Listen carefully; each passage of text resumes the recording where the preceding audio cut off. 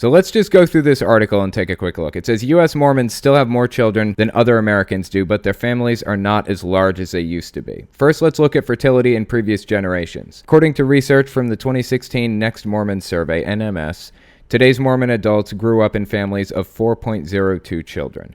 This was higher than the national average, and depending on the year, sometimes significantly so. For example, we have LDS and national data from the early 1980s that indicates that when Americans as a whole had a total fertility rate of 1.81 children, Mormons were having an extra kid and a half, a 3.31 fertility rate. Here's what that looks like. Now, for those of you who are watching the live stream, you'll see that there's a chart here. Total fertility rate, hypothetical lifetime, births per woman. So it looks like 1960, it hit its peak for, this is Mormon fertility.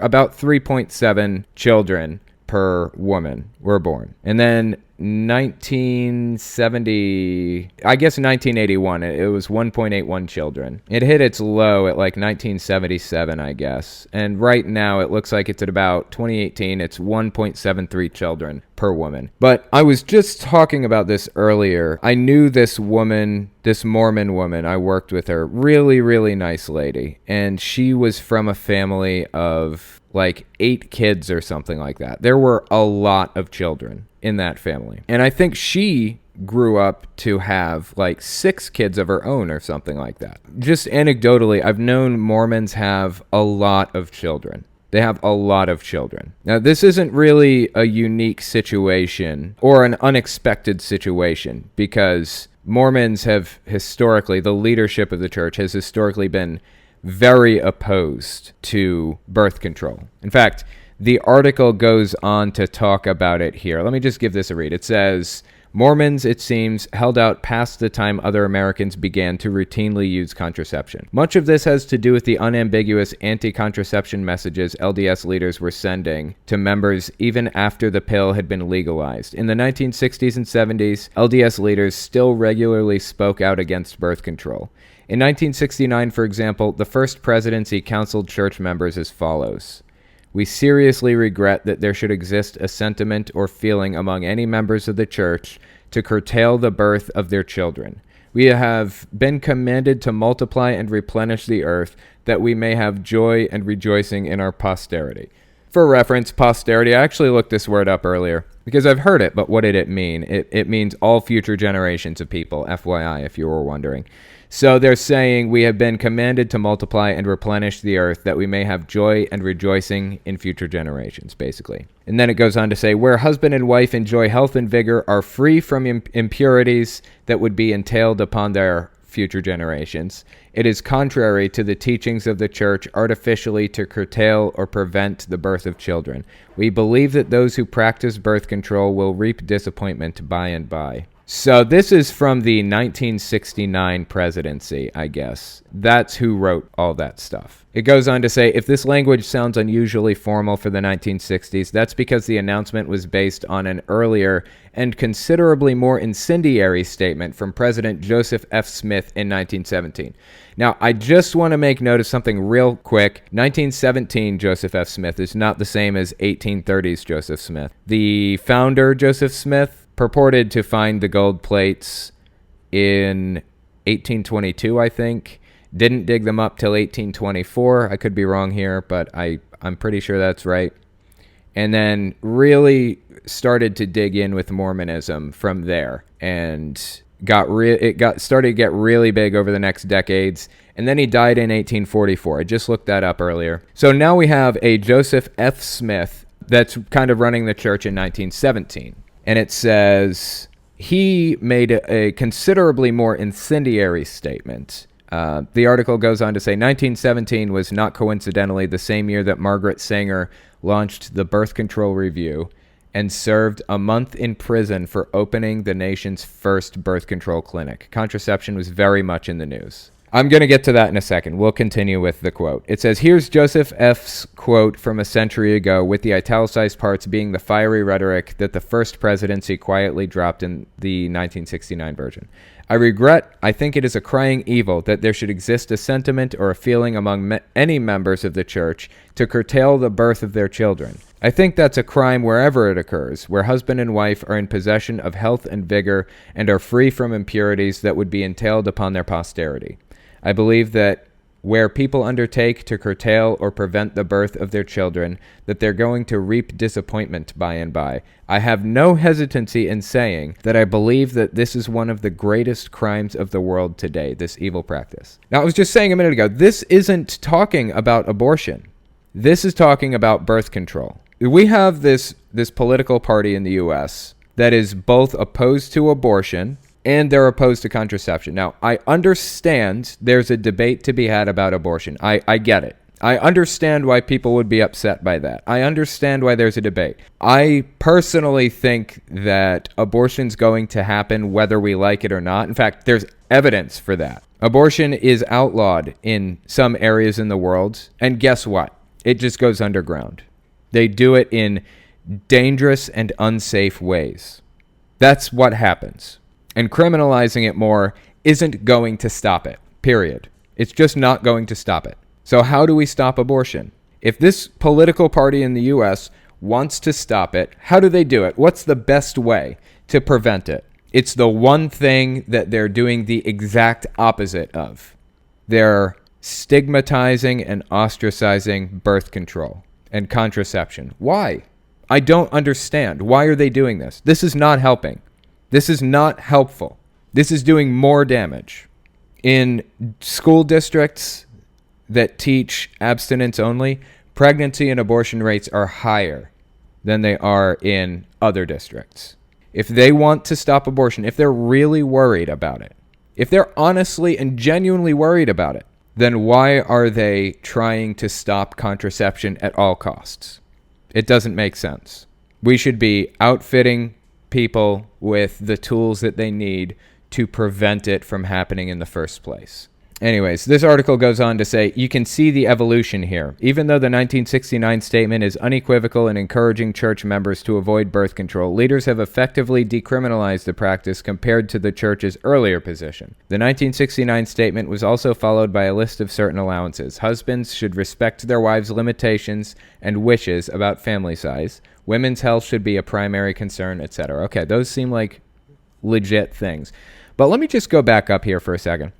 In 1917, Margaret Sanger launched the Birth Control Review and served a month in prison for opening the nation's first birth control clinic. That seriously, I don't understand where all of these ridiculous ideas and fears and beliefs come from about birth control. You don't want to have a child. Is that wrong? Is it wrong to not want to have a child right now?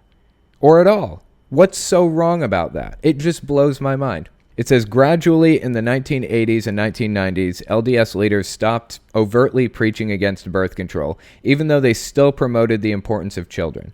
In the 1998 handbook, contraception is considered to be a matter between the couple and the Lord, and church members are advised not to judge each other about it, as if. That don't ask, don't tell approach has effectively been the church's policy for the last 20 years. It's interesting that they have that position now, that whole don't ask, don't tell, it should be between the couple and the Lord situation, but it's still stigmatized heavily among people. The reason I say that is because Jehovah's Witnesses have this whole thing about blood transfusions, and I've talked about blood transfusions with Jehovah's Witnesses before, but they really refuse to take part in anything to do with blood transfusion. So medical advances have created medicines out of blood fractions, right? So there are different portions to our blood. There's hemoglobin, white blood cells and red blood cells and all kinds of different parts, platelets and things like that. And we've actually made medicine out of that. So how do Jehovah's Witnesses feel about that medicine? It's banned. They're not allowed to use it. Now, as time has gone on, they have lightened up a lot on that. And they've said using medicine that is made with blood fractions is not outright banned. It's a conscience matter. Just like they're saying here for Mormonism. Contraception is considered to be a matter between the couple and the Lord. Jehovah's Witnesses say the same thing about certain medicines for blood transfusions. It's still heavily stigmatized. They still don't take it. If you don't outright say, yes, you can take this medicine now, or yes, you can have blood transfusions, which they would absolutely never say, then it's stigmatized. It's part of the culture. Whether the church is saying you shouldn't or not, it's still part of the culture, and the leadership of the church is the only group that can change that. It's the only people who can change that stigma, because everybody's following them and hanging on their every word. That's how churches work. So it continues on to say that don't ask, don't tell approach has effectively been the church's policy for the last 20 years. Its effect shows up clearly in the data. The NMS had 3 questions related to fertility patterns. The aforementioned question about the size of respondents' families growing up, another about how many children respondents have had themselves, and a third about what they consider to be the ideal family size, regardless of how many children they've actually had. Then it goes on to say, from the second question, we can see that Mormons are having fewer children than they used to. Gen X Latter-day Saints, who were ages 37 to 51 at the time of the 2016 survey, and had therefore mostly completed their childbearing, showed a significant drop in family size. 57% of Mormon Gen Xers have had 0, 1, or 2 children of their own. So it looks like things are moving in the right direction with it. We have a population problem and things, and honestly, if people want to have that many kids, that's their thing. That's okay with me. I'm totally 100% fine with people having that many kids. My real issue is with the fact that a church has been pushing people to have lots of kids up to this point, or at least slowly just backing off of the fiery, incendiary rhetoric about it. And it's kind of out of the people's hands at that point. In large part, it's a control method for people to push them to have as many kids as they can. It's also been very useful to reproduce and bring in new members of the church that way, since it's harder to bring them in from the outside. I feel like I don't talk about fellow podcasters enough. Honestly, there's this former Jehovah's Witness, this ex-Jehovah's Witness podcaster. I've never heard of the guy before.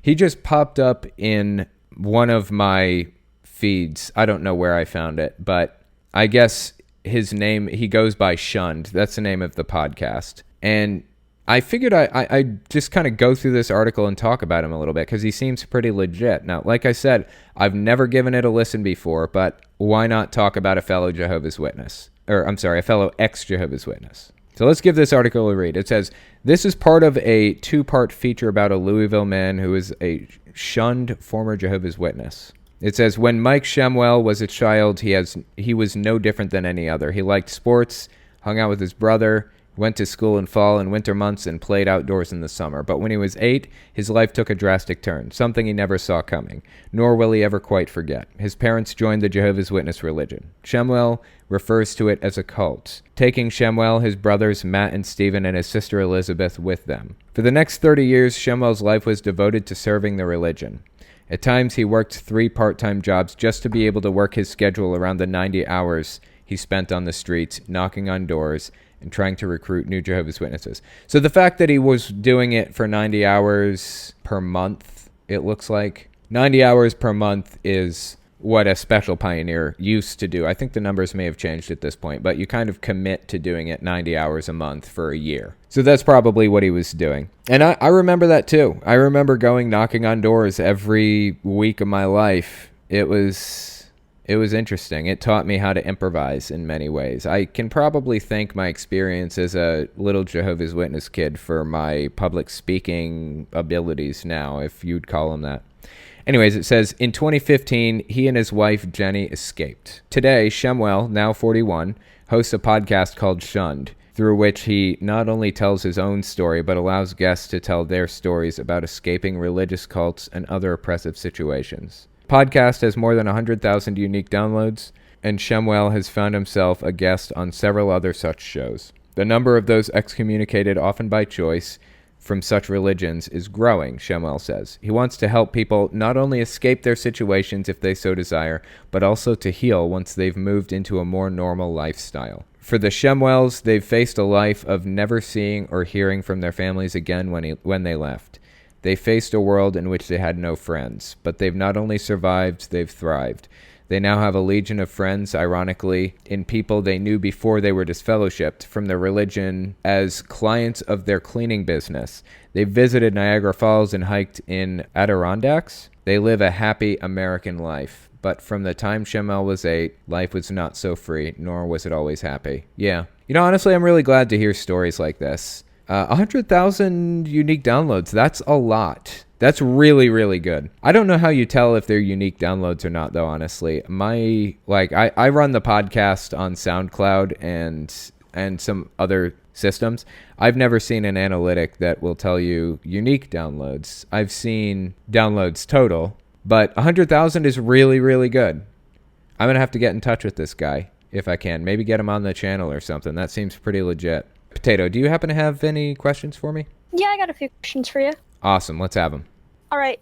From G. Wills, his question was about the Great Commission churches and Edge Venture. He said a friend of his and him think that they are a cult and want to find a way to expose more harmful aspects of them, and they wanted any advice on how to approach the situation.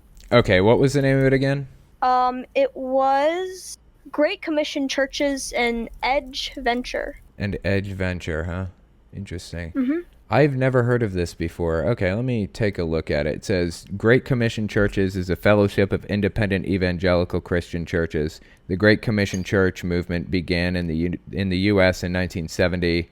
Other associated organizations include Great Commission Ministries, Great Commission Latin America, so on and so forth. So their focus is planting and building churches. Yeah, I've never heard of this before. I might have to take a closer look at this. Seems pretty interesting. I will take a closer look at that and see what it has to say. Do you have another question for me? Sure do. From Gabe, what's the best way to get through someone's religious mindset? I wanted to help someone, but their religious beliefs got in the way. How do you help somebody through a religious mindset? I have 2 videos on my channel called How to Deprogram a Religious Extremist, parts 1 and 2. And in those videos, I basically talk about this whole method of getting people to understand where you're coming from and try to find common ground with them so that they can relate to your position. The whole key behind it is to prevent them from putting that guard up. Because the moment they put that guard up, the moment that they think that you're against them in any way, the conversation's over. They're just not interested in taking part, and they're going to try to prove you wrong from that moment on. So the trick is to keep them from thinking that you're against them in any way. Don't make yourself into an enemy. Come at it like you're a friend, like you want to work with them and figure it out together. You want to figure things out together. Ask them questions. Ask them how they know what they know. It's a modified method of Socratic reasoning. I would suggest you watch those videos because I go into more detail in it in those videos than I can here. But that's the general idea behind it. So anyway, do you have another question for me? Yeah. Emily was asking, would you ever do a video regarding religious homeschooling and the effects it has on children? Yeah, I have actually. It's been a long, long time since I've done a video on that. Maybe I should do another, but it was actually a collaboration with Godless Engineer, probably over a year ago, I'd say, because he went to a Catholic school for a really short time. I think he went to a Catholic school for like a year, 2 years or something like that when he was in elementary school, but I got his experience with Catholic school, and of course I was homeschooled for religious reasons in many ways, and it was kind of a religious basis for everything, and it was ugly. It was just ugly. And honestly, it wasn't even as bad for me as it is for other people. Some people have an entirely religious curriculum. It's just not good at all. And another thing about homeschooling, a lot of the time kids don't get the socialization that they need. It's so extremely important to have socialization when you're a kid. I didn't, and a lot of others don't either. A lot of ex-Jehovah's Witnesses are dealing with the results of being separated from society. People don't realize how intensely Jehovah's Witnesses try to keep their children away from the rest of society, if at all possible. It's a problem. So I don't think that homeschooling is ever justified. Maybe some fringe exception, some crazy fringe case that would justify homeschooling. Like maybe this kid is so immunocompromised that the moment they enter a room with somebody else, they instantly are under threat of death because of it or something. I can understand cases like that, but socialization is extremely important and undervalued, and I think the vast majority of kids should be going to public school. Do you have another question for me? For sure. Niv Mizal just asked, what do you think about the atheist experience? I learned a lot of what I know from the atheist experience. I used to love that show. I've watched every episode up until a certain point. I stopped watching it after a while, just because I kind of lost interest. But I learned a lot about logic and fallacies and all kinds of stuff like that from the atheist experience. And it was one of my motivations for starting my channel in some ways. And I know they've been going through a lot of controversy and drama lately with a lot of different things, but honestly, the ACA and the atheist experience are run by 100% legit people, and they're doing their best. And I respect the hell out of all of them. Matt Dillahunty, Jamie Boone, Eric Murphy, all of them. I respect all of them. And so I would 100% endorse the show and the ACA. I think it's a really good group of people. Do you have another question for me? Cass was asking, how do you feel about children being brought up by same-sex couples? I've noticed that Cass has asked me a few questions in the Ask Telltale channel on my Discord. They seem to ask a lot of questions pertaining to my position on LGBT issues. I will just give you a blanket answer right here. With any questions that you have regarding LGBT issues, I almost certainly side with the LGBT community. There's absolutely no reason why anybody should be denied adopting children or having children or whatever based on their orientation. Period. That's full stop. There's no reason anybody should be denied any kind of rights, marriage rights or anything, based on what they want to do in a bedroom with another consenting adult. That's the bottom line for me. That's as far as I need to go with it.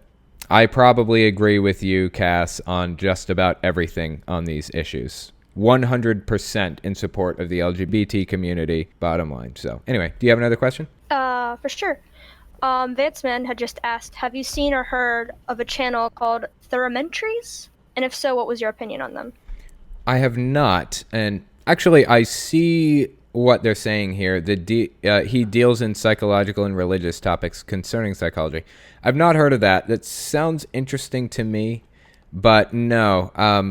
I kind of brand myself as a psychology channel a little bit because I talk about the psychology behind cults and religions in general, that kind of thing. And I don't really want to, what's the word I'm looking for? I don't want to cast a wide net that kicks people out of my content because I talk about something they don't like. I feel like we can all get on board with the fact that cults are ugly and damaging, and we can all get on board with talking about how they do what they do so that we can all avoid it. Pagan, Christian, Muslim, doesn't matter who you are, we can all understand and work against extreme mindsets. So that's kind of where I sit with that kind of thing. As far as psychological and religious topics go, that sounds pretty interesting. I'll have to take a look at them. I'm not sure that I would endorse them without watching them, of course, but yeah, that does sound pretty cool. I just